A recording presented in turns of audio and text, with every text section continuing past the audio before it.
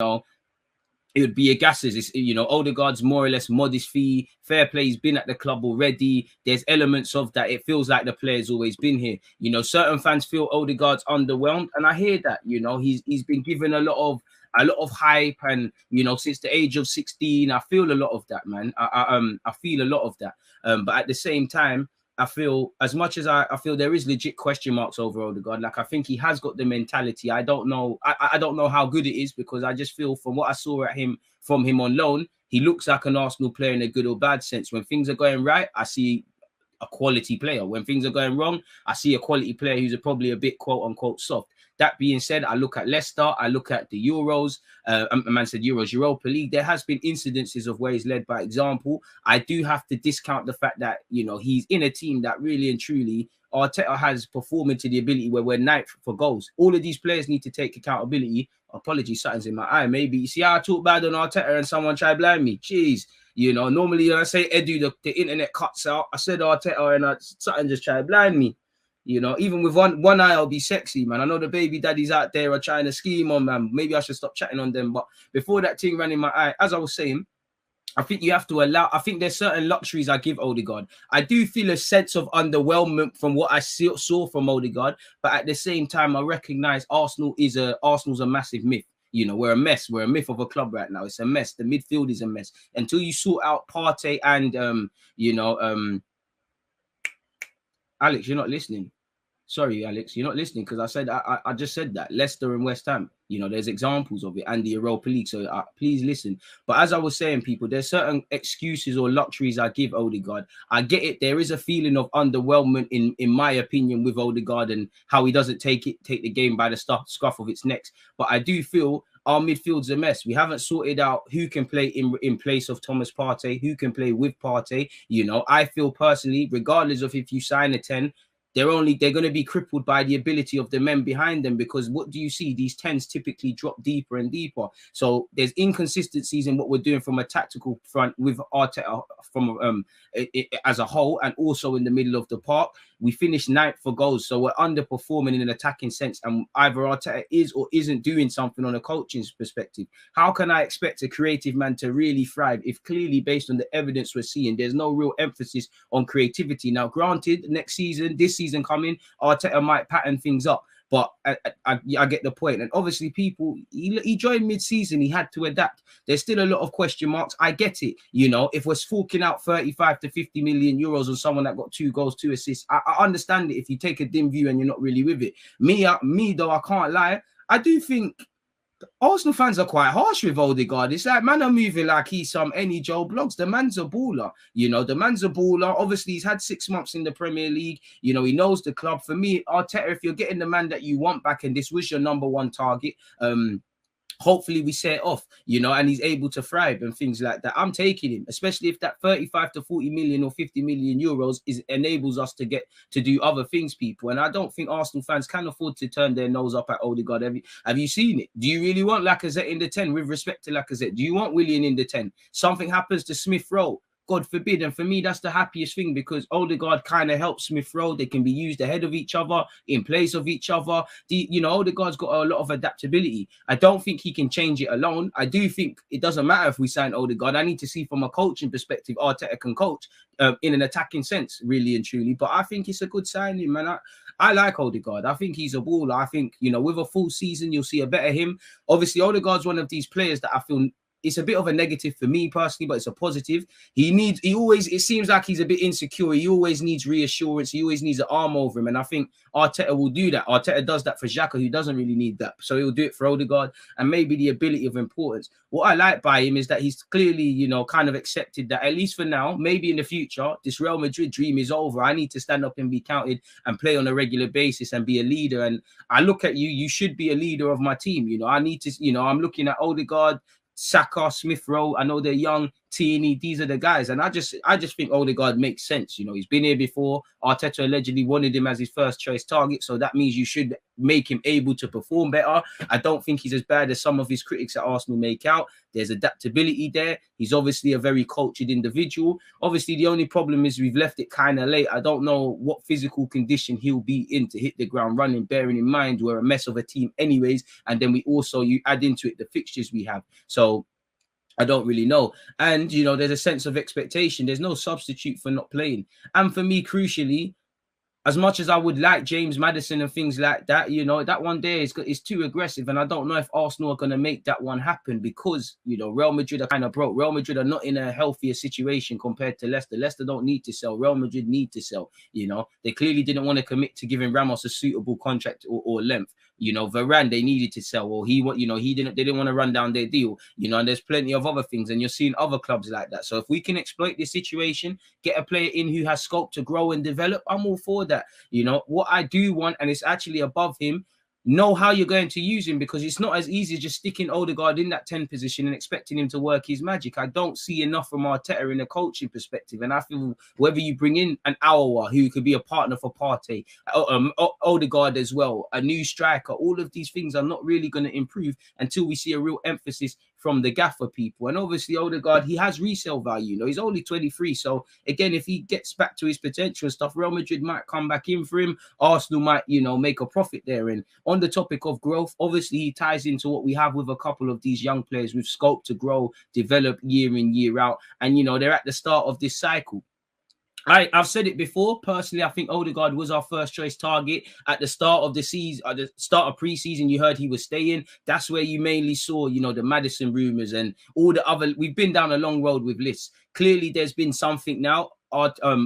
Carlo might not be convinced about him. He might not find him a place for him tactically. He's not going to play in the middle of the park under Carlo. He's probably not going to get in the creative role under Carlo. So he's going to struggle. So they might as well sell him. Also, there's that contract business as well. You know, he's got 2 years left. And I would have been more peed off if Arsenal were to, and I still would, because it's not confirmed, if they bring him in on loan, because at least make him our player. Stop trading other players. Obviously, you can utilize the loan market like West Ham did for Lingard, but stop developing other players for other teams. At least with Odegaard, he's now our guy. And if Arteta wants him, then I just think that's good for Arteta, because there's less excuses. You've got the man you've wanted. Now go and make him work his magic. Where you wanted Willian, as poor as Willian is, why did Willian fall off? You know, why didn't it happen like that? And think there's many different examples of such if we go around the whole team. But that's my opinions. If we look around at a couple 1-2 bits and bobs that are floating around online, folks. Let me get it up for you. Where's the first tab? Because there's quite a few. Should we start from, you know, we might as well start from back to front, really, just because I think it would make slightly more sense. Martin Odegaard, as you lot know, yesterday, in fact, I say back to front, as you lot know, that's a Bamian business. Arsenal target, this was in the early hours of the morning, and now you're seeing rumors of, you know, we're trying to get him. Now, for what it's worth, I haven't seen an official bid has been placed for Aouar. Make sure you're hitting the like button and all of these sort of things. But it says Arsenal target Martin Odegaard not registered by Real Madrid or given a shirt number. So if that's happening, that means something is going to happen over your future. They either don't count on you, you're going out on loan, or a late decision has been made. So as you lot saw here, Real Madrid have given the clearest indication that that Arsenal target Martin Odegaard is surplus to requirements after he was not registered with La Liga for the first game of the season. He's not alone in that, but obviously we've seen a lot of game playing from Real Madrid. 1 minute Carlo, he's not being sold, it's this, that, and the third. They see him as someone that has scope to grow and all of these sort of things. So there was a bit of gamesmanship. Clearly, you know, you put money on the table for Real Madrid with what's going on in La Liga. They will take the money. There's probably been a never better time to buy players from Real Madrid, like you've kind of seen with Real Madrid selling Varane and potentially us getting Odegaard, and, you know, the fact that Ramos was allowed to leave. But as you lot know, he also found himself on the fringes of things in pre-season as well, so it was never going to happen. And he's 22 years of age. In relation to the Alvarez game on Saturday evening, he hasn't been registered, so he cannot play. He has not been given a shirt number, people. And when you look at a couple of other players who have returned on loan, Bale's been given a shirt, Jukulovic is given a shirt, and there's a chance he could go on loan. Dani Ceballos is injured, and there was talk he would be used, but he's someone that could leave. Vallejo, apparently they were going to keep him with what's happened with Varane and Ramos, but he ain't really hit potential. So yeah, these are guys that could be sold. You know, Ceballos, Vallejo and Odegaard, if you're around them two or you're any one of those threes and you're mentioned next to the other names, you're in last chance saloon. Now, we know with Bell, with his contract, he's probably just going to run that down. Luka Jovic, 1 minute he's on loan, he's not. But as you look, no, that's just going to add to speculation. He's leaving Real Madrid, people. Some reports in Spain claim the midfielder will eventually be registered, with Varane having been listed as part of the squad despite his looming move to Man United. And again, it's going to drag on. It's not going to happen overnight. You know, a bid still hasn't been made. A bid still hasn't been agreed. As you lot see with all the terminology, Arsenal have simply just been receptive. They've just wanted to hear what's going on with Odegaard, which is a dangerous game. You know, we need Odegaard to do his bit, which he probably is doing now and saying, I want to leave. But, you know, it could have flipped on its head, is that he's our first choice. Real Madrid actually want to use him. Where would we be? And you know, there's a lot of to and from him. First, we heard Maddison's the first choice. Then it's an Odegaard thing. Clearly, it's an Odegaard thing first time. So that's that in relation to what came out initially. Hit the like button, people. There's close to 300 of you locked in. Watch along 7:30 UK time. Brentford versus Arsenal. Brentford versus Arsenal. Like I said, please make sure you check out the pinned message and all of these sort of things. And I like Odegaard. Obviously, he can play as an 8.5 and 8. He can play as a 10. I still think the one thing I would have with Odegaard is he's 22. There's a lot of development for him to be done. And I think that ties into what we have with him, Saka, Smith Rowe, Tavares now, Lokonga. I need to see Mikel Arteta able to get that out of him, but that's only what Arteta can answer. This was the first journalist I saw speak about it, Sergio Santos. Obviously, I can't speak Spanish, but the thing from Odegaard to Arsenal, hot. I think it will be closed in the next few hours/days. Real Madrid wants to stay, and the Norwegian is increasingly convinced to leave because he sees that Carlo Ancelotti does not have him. So count on him for the season, folks, really. As it said here, I think Odegaard to Arsenal will be closed in the next few hours/weeks. So let's close that. Like I said, we've still got a long way to go. But shout out Chris Wheatley. Apparently, you know, certain people have been consistent that Martin Odegaard is still an option for Arsenal if they fail to get Maddison this summer. Some have said he's our first choice target. Arsenal have roughly 40 million to spend on a number 10 before player sales. So that makes Odegaard more financially viable, as it says here. He's cheaper than Maddison. The upfront payments will probably be kinder to us. If that gives us more money to get our as well, because I don't think one's enough. I think you need a partner for Partey, in which Odegaard could be. Initially, he's going to be the 10. And that's another thing. With Odegaard signing, you have two options, Arteta. You either, you know, use him as the 10, as an 8. You've played him off the flanks, which you'll probably do. For me, you know, you need to get a part. If you're going to play him in the 10, you need a partner for Partey, or you need that pivot in midfield to be spot on. And also, Odegaard is what I would describe as not to the level of Mesut Ozil, but he's a sort of poetry in motion 10. He's an organic 10. He's one of those dying art guys. You know, them 10s aren't really about. And I think when you sign them for a team, as I've said previously, like Arsenal failed to do with Ozil, you've got to double down on them. You've got to give them the movement from the runners and make sure everything's spot on offensively. Make sure everything's spot on defensively. You can't be half in, half out. And I think if we look at Mesut Ozil, we kind of learned that lesson. He's not Ozil standard, but if we're not going to do that, there's an issue.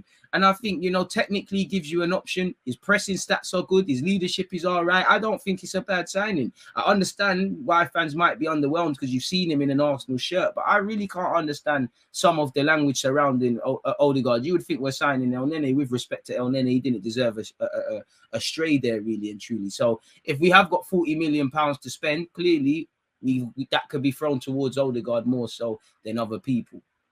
Odegaard's contract, Real Madrid situation, Odegaard's willingness to leave is an issue.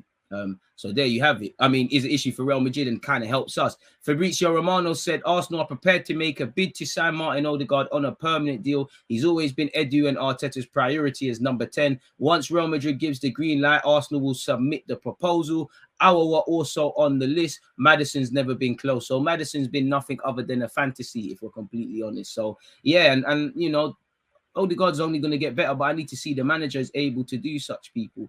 This was the article I wasn't able to click on, people, but apparently at Arsenal, as we have always said in this medium and the reputed, Fabrizio Romano has said, Arsenal's number one priority was always to sign the Norwegian footballer. Arsenal will make a formal offer in the next few hours and everything will move quickly. At Arsenal, he realized that he achieved happiness, which in turn made him perform much better on the pitch. Again, like I said, he's someone that needs an arm around him. When Arteta is telling you you're good, he's telling you he wants you to stay, he's playing you and things like that. Of course, it's going to make you feel better. Then the levels are different because Real Madrid are not the Real Madrid, probably the worst Real Madrid side I've seen in my lifetime.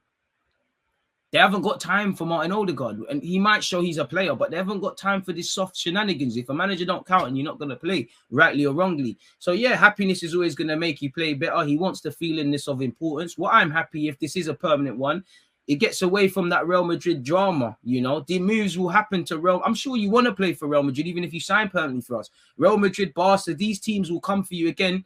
You're only 22 if you match up to your potential. Man is saying you had at 16, and that's only going to happen by controlling games. And for me, obviously, goals and assists, two areas he doesn't really have. He needs to be able to do that. For me, one thing I will give, I know we need goals in midfield. I know we need all the assists and all of these things. But for me, one thing I'll always give a 10 or an 8 if they're not able to get goals and assists, if they're able to influence the game. Like Santi didn't have a poor record, but I'm sure when he moved to the deep line playmaker role, he weren't a goals and assist man, but he had a real influence on the game. He wanted the ball. He wanted to make the difference. I haven't always got that with Odegaard. I've seen it here and there, but that's what I want to see. I want to see some real development. You've got a platform now. Show it.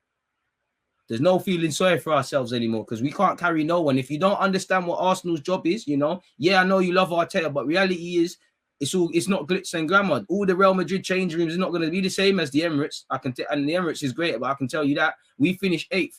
It's an ugly season. So if man are not down to get ugly, people need to go elsewhere. So it is what it is. I've tried to click this article, people. I don't know what is going on. It's bringing me some madness. You know, I don't know what any of this is. Like I said, it didn't hyperlink me to anything.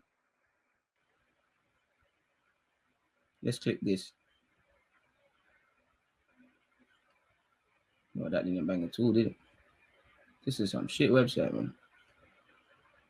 So yeah, as you lot can see, I tried the thing. That didn't bang. I don't know why it wasn't letting me click the article. Should we just go on their actual Twitter page and just read through what they're saying, people?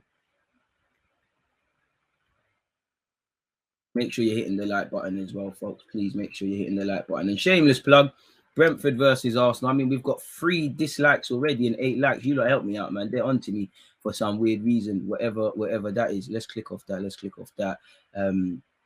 Is this the link we had? Yeah, this is the only Twitch page. Scrolling all the way back up. I'm pressing the refresh button just because it looks a bit better than that. Scrolling all the way down. Obviously, I can't speak Arabic. I don't have the luxury of that. Odegaard has decided to leave and has already informed the club Arsenal will make an offer. And to be fair with you, if this was going to happen, as I said, as we spoke about on previous thingies before, he's got to do his part for it. You know, haters are going to hate, you know.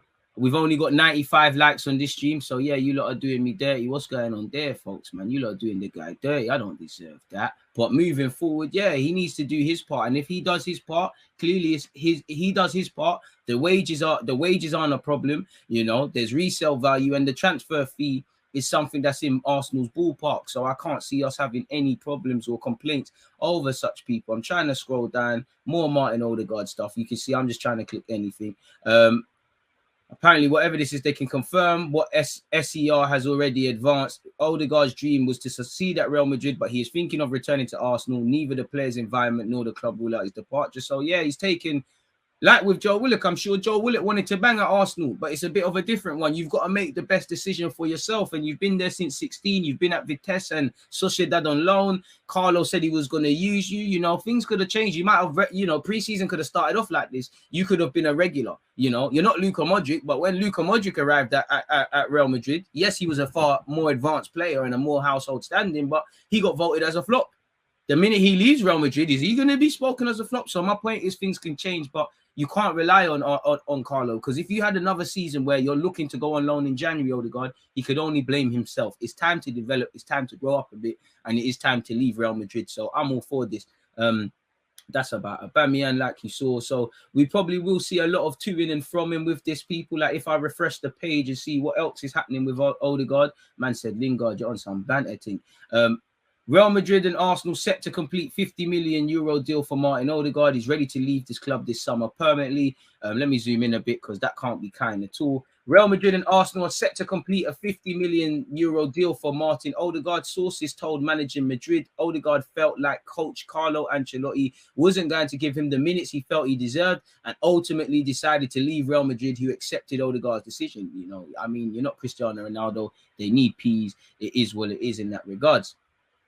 and ultimately decided to leave Real Madrid, who accepted Odegaard's decision. Real Madrid would like to include a buyback option, and that particular clause is still being discussed and negotiated between the two clubs. Arsenal, don't let them lickle man you. For Real Madrid, they should be. They got no right for that. Do what they did to us when we got him on loan. We'll talk about it, you know. We'll speak about it. Come if you want to. That's silly. You know, Arsenal are very reluctant to include that option in such an expensive deal, and it won't be easy for Madrid to keep an option to buy the player back. Exactly. Leave that for Spurs with Reguilon and that. Our drip is different. We don't do that. You want to buy our player? If he becomes our player, you come in with some offer. I'm not with that buyback clause thing.